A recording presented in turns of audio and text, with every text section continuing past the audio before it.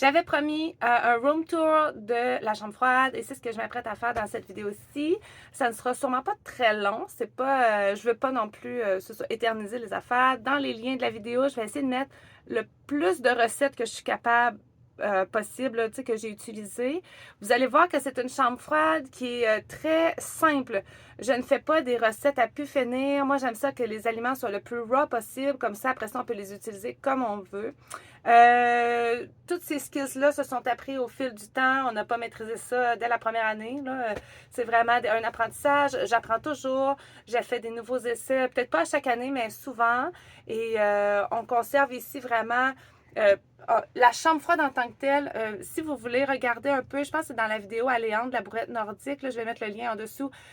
Dominique expliquait un peu la chambre froide, comment elle est faite et tout ça. Fait que ça peut être un bon début là, si vous voulez voir un peu le principe de notre chambre froide. Vous allez voir que c'est pas Pinterest et c'est voulu. J'ai même de la difficulté à circuler. J'ai laissé tout en place parce que je me suis dit qu'à un moment donné, c'est bien beau voir des belles chambres froides et très Pinterest, YouTube, parce que c'est rare que c'est vraiment le cas. Nous, on l'a fait pour qu'elle soit vraiment optimale, pour qu'elle réponde à nos besoins, plus que tout, plus que le niveau beauté, là, on s'entend. Donc, ici, on a vraiment de la nourriture qui va nous servir pour toute l'année, c'est certain, jusqu'à la prochaine saison de conserve. Puis là, vous voyez que j'ai pas un angle assez grand sur mon appareil. OK, fait que je m'en excuse. On va faire avec ce qu'on a. Le but, c'est l'info qui est circulée.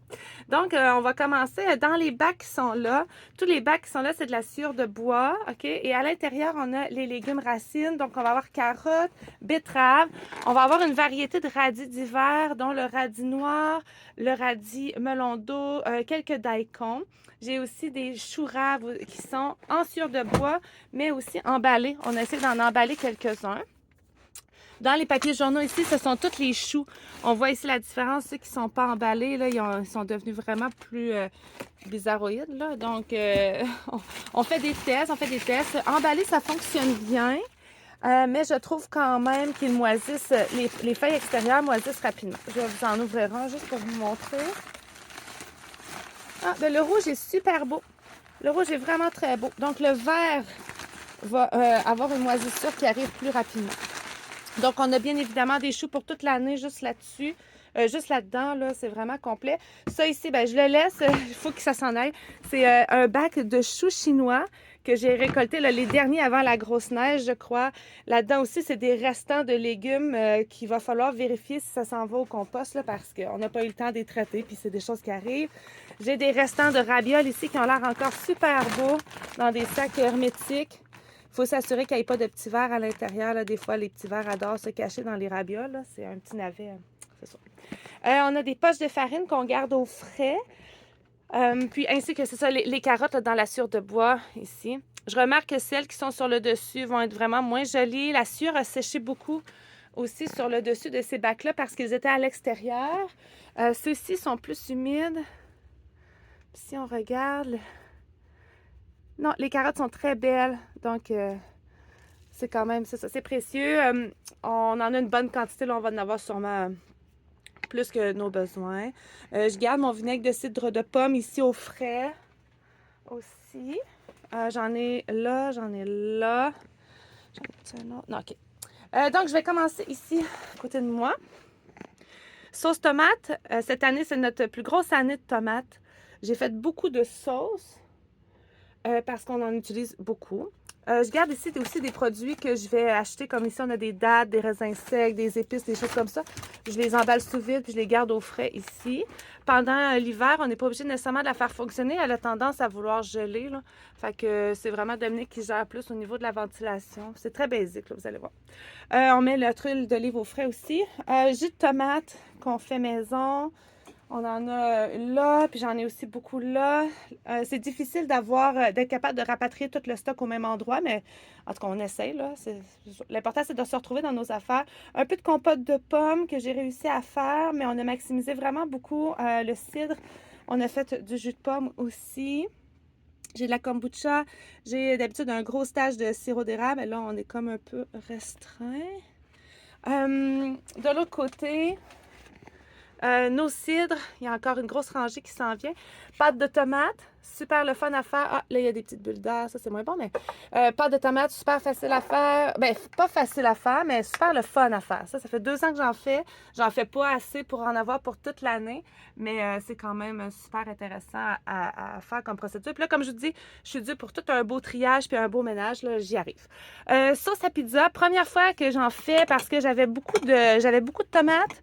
Puis je me suis dit que c'est sûr, c'est le fun une fois de temps en temps quand on a une sauce déjà prête, un soir qu'on est plus pressé. Habituellement, je prends juste un pot de sauce, je mélange je fais revenir un petit oignon, de l'ail, des herbes, puis on est parti pour faire une sauce à pizza main, mais tu sais, ça prend un chaudron, ça prend une planche à découper pour l'ail, l'oignon, bref. Quand on a un peu de temps pendant l'été, pendant la saison des tomates, ben, c'est le fun si on est capable d'en faire.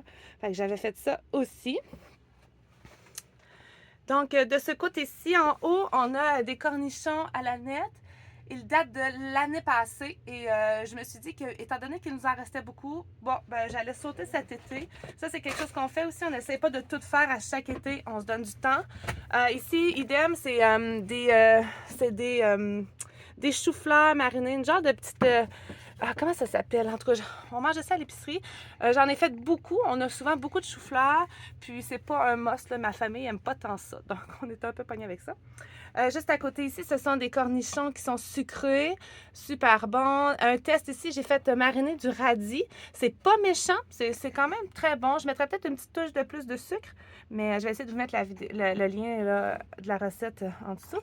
Ici, c'est une relish rouge qui est faite avec de l'oignon et choux rouges. J'ai même pas goûté encore. On a une relish traditionnelle ici. Des fois, je la fais avec des cornichons, des concombres. Des fois, je la fais avec des zucchini. De l'ail que j'avais en trop, que j'ai fait mariner. Des cowboy candy qui datent de déjà 1 an. J'en ai pas refait parce que mon intestin ne me le permet plus d'en manger. C'est ça. Là, je suis pognée avec ça. J'en donne en cadeau. Ici, on a de la confiture de cerise. J'en ai fait quand même quelques-uns. Moi, je mange pas de confiture. C'est Dominique vraiment qui en mange. Bleuet et rhubarbe, c'est devenu un must là, chez nous. Confiture, bleuet et rhubarbe. J'ai plein de rhubarbe encore et plein de bleuets, fait que je vais en refaire d'autres. On a un petit concentré de rhubarbe ici. Les filles aiment beaucoup ça là, dans une petite boisson pétillante. C'est très, très bon avec un petit peu de sirop d'érable, un petit peu de menthe. C'est absolument délicieux. À la place d'acheter du jus, là, c'est vraiment cool. On a les pois chiches ici. Il m'en reste encore en haut à descendre. Ici, c'est la première fois qu'on fait ça. C'est un concentré de crème de tomate. Ça ressemble un peu à de la Campbell. Puis tout ce qu'on fait, c'est on le met dans le chaudron, puis on fait juste ajouter la même part une part en lait. Puis c'est vraiment délicieux. Sérieusement, je vais en faire bien plus l'année prochaine. J'ai fait une grosse batch de sauce à spaghetti. Je fais jamais ça, mais cette année, on veut vraiment libérer les congélateurs. Donc, sauce à spaghetti, super pratique. Les volailles, fait que j'ai de la volaille, j'ai du bouillon aussi. Là, je peux pas vous assurer que le petit anneau de gras, c'est correct ou pas. Là, moi, il me convient, mais il faudrait que je fasse mes recherches là-dessus. Je pense que ça peut altérer un peu la conservation là, à long terme, sous toute réserve. Il me semble que c'est ce que j'ai compris pour le bœuf haché quand je l'ai écouté. Notre salsa, la fameuse salsa, je vais essayer de mettre une belle fiche recette après la vidéo. On n'en a pas refait cette année parce qu'on en avait vraiment beaucoup. C'est quelque chose qu'on mange beaucoup en collation, puis on a diminué avec les années. Donc là, on se casse pas la tête quand il y en a assez. On a tellement d'autres choses à faire. C'est important de mettre notre énergie ailleurs. Les tomates en dés, fait que quand même beaucoup, puis on en a pris beaucoup là, depuis le début de la saison. On cuisine beaucoup avec les tomates en dés. C'est un must. C'est quand même une bonne partie de temps de conservation. Puis j'ai ça, faire les tomates en dés. Je déteste faire les tomates en dés. Je ne sais pas pourquoi, mais j'aime pas ça. Des betteraves aussi. On a plein de betteraves. Elles sont vinaigrées, sucrées vinaigrées. On adore ça. Encore plein de jus ici. Des asperges qui sont marinées avec des petites épices. Puis, ouais, ils sont toutes marinées sauf celles-là. Celles-là, elles n'ont pas d'épices. Elles sont juste vinaigrées. Je préfère les laisser vinaigrées parce que j'avais pas besoin de l'autoclave, si je me souviens bien. C'est pour ça, c'était mon petit côté lâche. Puis en bas, on a des cerises avec du sirop de cerise qu'on garde, qu'on aime bien. Nos pommes de terre, on a récolté un beau 400 livres. Donc, on a déjà commencé à en manger beaucoup. On a celles-ci qui sont vraiment le fun aussi, là, dans Si on les fait bouillir un petit peu, pas trop, après ça, on les coupe en deux dans le gras de canard, dans un beau poêlon de fond, gras de canard, avec des fines herbes, du parmesan. C'est absolument délicieux. Fait on garde ici aussi, c'est ça, toutes les farines. Puis d'habitude, j'ai ma grosse chaudière. OK, j'ai de l'avoine aussi, là, un gros 25 kilos d'avoine ici, qui est quand même super pratique à avoir. D'habitude, il est dans un gros bac, là, mais bon, pas pour l'instant. On va conserver ici des fois, si on a de l'abattage ou tout ça, on peut mettre les viandes parce que la température, on est capable de la contrôler comme il faut. Si on achète des grosses quantités de je sais pas quoi, là, qu'il faut qu'il soit au frais, ben, on va utiliser ça ici comme un frigo aussi. Fait que ça ressemble un peu à ça. Comme je dis, c'est pas Pinterest. Les conserves sont pas obligées d'être dans un endroit réfrigéré. Même que si on voudrait conserver ça très très longtemps, je sais que le frais et l'humidité peuvent venir jouer sur une certaine détérioration, là, des petits caps comme ça au niveau de la rouille. Mais là, c'est ça, c'est une question de choix.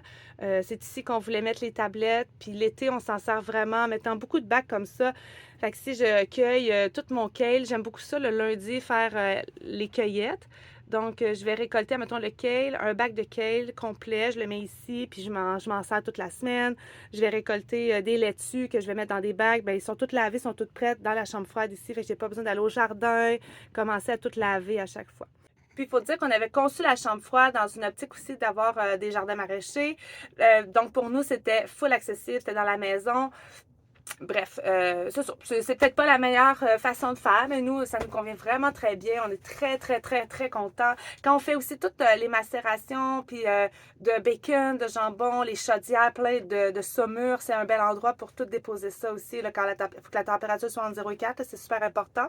Mais c'est vraiment génial. Ça nous donne un bel espace supplémentaire là, pour toute cette conservation-là. Donc, j'espère que ce petit tour vous a plu. Si vous avez des questions, écrivez-moi, ça va me faire plaisir de vous répondre. Puis, je vous rappelle, on n'est pas obligé d'avoir une chambre froide. On peut conserver des choses dans un endroit super frais de la maison, dans des bacs, ça peut se faire aussi. Les bacs, on fait des trous en dessous pour qu'il y ait une aération. Là, ceux qu'on met de la sciure de bois, là, c'est important. Puis, ça peut très bien se faire. Les pommes de terre, on les a conservées longtemps dans un congélateur qui ne fonctionnait plus. On mettait toutes les pommes de terre à l'intérieur. On avait mis des grosses couches de papier journaux pour être sûr que la lumière ne passe pas. Puis on mettait un petit bâton dans la porte là, pour pas que ça ferme étanche, là, puis qu'il y ait une petite aération. Puis on avait été capable de conserver des pommes de terre super longtemps comme ça. Fait qu'il y a plein d'alternatives. Si vous n'avez pas d'espace pour une chambre froide ou vous n'avez pas les sous d'en construire une, cassez-vous pas la tête, privez-vous pas de conserver des aliments. Puis comme je dis, le canage n'est pas obligé d'être dans la chambre froide. Il pourrait être sur des tablettes relativement au frais. Faites attention pour pas que ce soit gelé, là, pas dans un garage nécessairement où est-ce que ça gèle. Fait qu'il y a plein de possibilités. Puis, je vais vous mettre aussi le lien d'un livre que j'aime beaucoup là, pour la conservation des aliments, où est-ce qu'on partage les températures idéales, les taux d'humidité idéaux, etc. Puis des idées aussi de road cellar, des choses comme ça. Fait que j'espère que ça vous a plu. Puis, je vous souhaite de passer une belle journée. Salut!